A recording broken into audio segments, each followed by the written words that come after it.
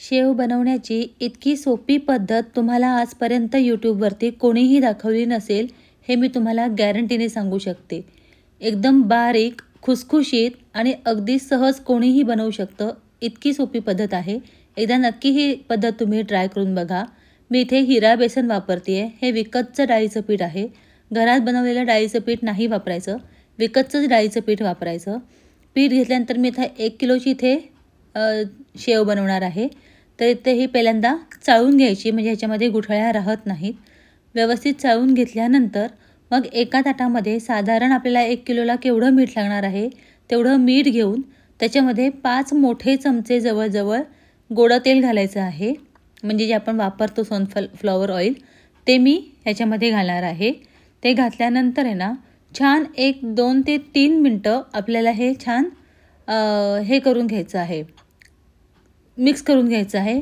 म्हणजे काय होतं की ते छान अगदी एकामेकामध्ये मिक्स होऊन जातं. त्यामुळे हातानेच छान असं आपण जसं फेटून घेतो ना, त्या पद्धतीने एकाच बाजूने फिरवून असं छान मिक्स करून घ्यायचं.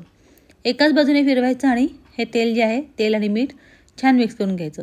मिक्स करून झालं ना की मग ह्याच्यामध्ये जे आपण डाळीचं पीठ चाळून ठेवलेलं आहे ते सगळं डाळीचं पीठ ह्याच्यामध्ये घालून घ्यायचं. डाळीचं पीठ घालून झाल्यानंतर मग ते व्यवस्थित सगळं तेल आणि मीठ जे आहे ते डाळीच्या पिठाला लागलं पाहिजे असं व्यवस्थित मिक्स करून घ्यायचं. साधारण 5 मिनटं लागतात, पण सगळ्या बाजूने छान असं व्यवस्थित ते मिक्स करून घ्यायचं. म्हणजे डाळीच्या पिठाला मीठ सगळीकडे लागून जातं छानपैकी. हे बघा, अशा पद्धतीने छान असं मिक्स करून घ्यायचं. मिक्स करून झाल्यानंतर ह्याच्यामध्ये पाणी घालायचं आहे आणि आपल्याकडे मिक्सर असतो ना, त्या मिक्सरनी छान असं मळून घ्यायचं आहे.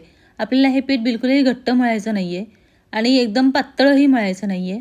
कारण की आपल्याला गोळा केला तयार ह्याचा की मग तो आपण सोऱ्यामध्ये घातल्यानंतर त्याचे बिलकुलही चांगली शेव पडत नाही.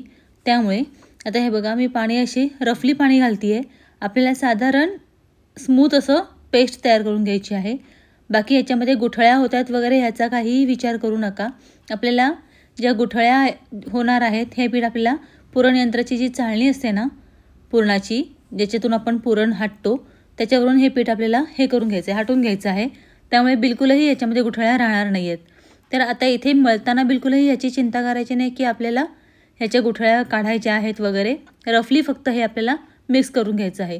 कारण की सगळ्यात जास्त शेव करताना प्रॉब्लेम हाच असतो की गुठळ्या होतात, त्या शेवेमध्ये येतात आणि मग शेव बरोबर होत नाही. त्यामुळे इथे गुठळ्या काढत बसण्याचं टेन्शन घ्यायचं नाही.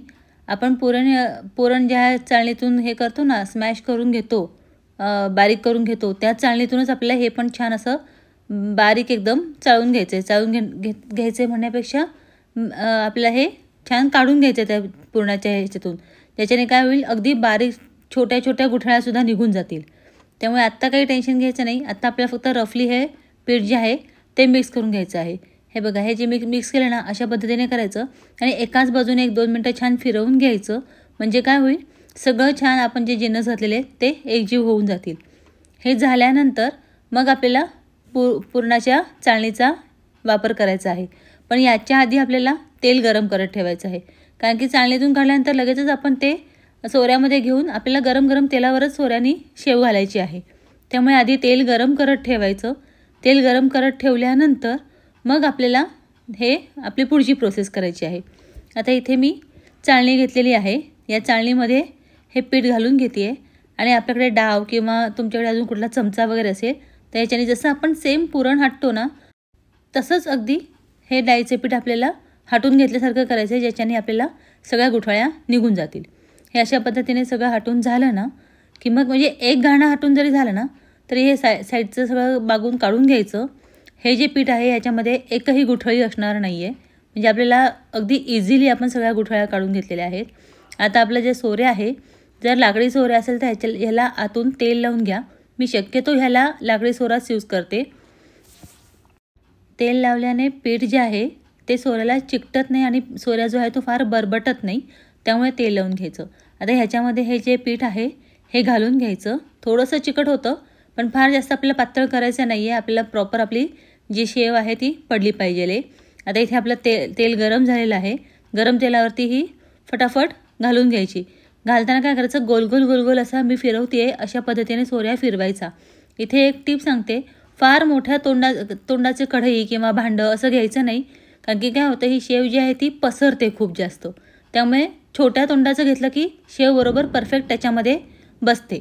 जसं ज्या पद्धतीने आपण घेवर बनवतो तेव्हा कसं पातेलं वगैरे वापरतो, अगदी तुम्ही पातेलं जरी वापरलं ना तरी चालू शकतं. आणि फार जास्त वेळ आपल्याला ही शेव हे करायची नाही आहे, तळायची नाही आहे, नाहीतर ती कडक होते, लाल होते. आपल्याला पिवळसरच शेव काढायची आहे. अशा पद्धतीने शेव तयार करून घ्यायची. ह्याच्यामध्ये मी तांदळाचं पीठ बिलकुलही वापरलेलं नाही आहे. तांदळाचं पीठ वापरलं तर 100% तुमची शेव ही कडक होणार, खुसखुशीत होणार नाही. त्यामुळे तांदळाचं पीठ बिलकुलही इथे वापरू नका. शेव आपली तयार झाली. तुम्हाला रेसिपी कशी वाटली मला कमेंट बॉक्समध्ये नक्की सांगा. तुम्हीही या पद्धतीने एकदा बनवून बघा आणि माझ्या रेसिपीज आवडत असतील तर चॅनलला लाईक, शेअर आणि सबस्क्राईब करायला विसरू नका. हे बघा, इतकी खुसखुशीत अशी छान शेव इथे तयार होते. एकदा तुम्हीही नक्की ट्राय करा. आणि हो, मला कमेंट करायला विसरू नका. तुमची कमेंट आली की मला खूप छान वाटतं. भेटू पुढच्या एखाद्या अशाच छानशा रेसिपीमध्ये. तोपर्यंत बाय, टेक केअर.